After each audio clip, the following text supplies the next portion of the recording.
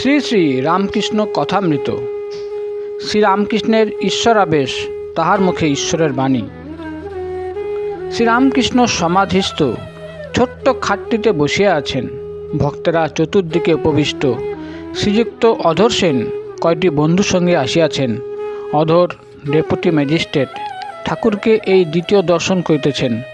অধরের বয়স 29-30। অধরের বন্ধু সারদাচরণ পুত্রশোকে সন্তপ্ত। তিনি স্কুলের ডেপুটি ইন্সপেক্টর ছিলেন, পেনশন লইয়া, এবং আগেও তিনি সাধন ভজন করিতেন। বড় ছেলেটি মারা যাওয়াতে কোনো রূপে সান্ত্বনা লাভ করিতে পাইতেছেন না, তাই অধর ঠাকুরের নাম শুনাইয়া তাহার কাছে লইয়া আসিয়াছেন। অধরের নিজেরও ঠাকুরকে আবার দেখিবার ইচ্ছা হইতেছিল। সমাধি ভঙ্গ হইল। ঠাকুর দৃষ্টিপাত করিয়া দেখিলেন এক ঘর লোক তাহার দিকে চাহিয়া রইয়াছেন। তখন তিনি আপনা আপনি কি বলিতেছেন? ঈশ্বর কি তার মুখ দিয়া কথা কহিতেছেন ও উপদেশ দিতেছেন?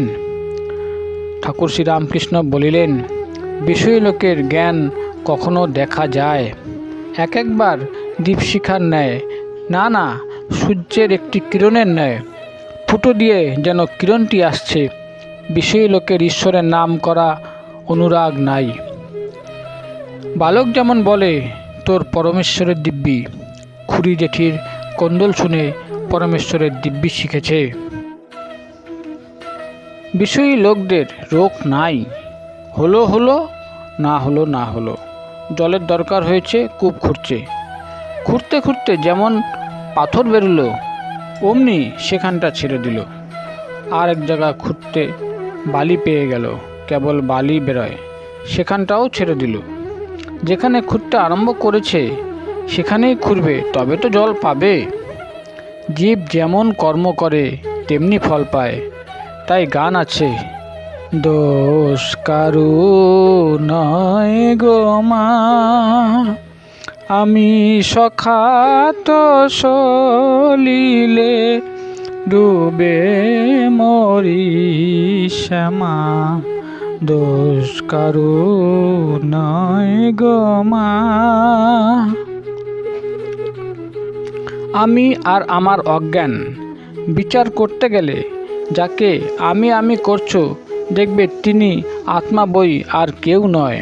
বিচার করো, তুমি শরীর না হাড় না মাংস না আর কিছু, তখন দেখবে তুমি কিছু নও, তোমার কোনো উপাধি নাই।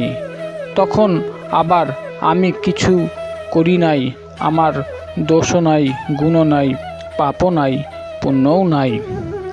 এটা সোনা, এটা পেতল, এর নাম অজ্ঞান। সব সোনা, এর নাম জ্ঞান। ঈশ্বর দর্শনের লক্ষণ। শ্রীরামকৃষ্ণ কি অবতার? ঠাকুর শ্রীরামকৃষ্ণ বলছেন, ঈশ্বর দর্শন হলে বিচার বন্ধ হয়ে যায়।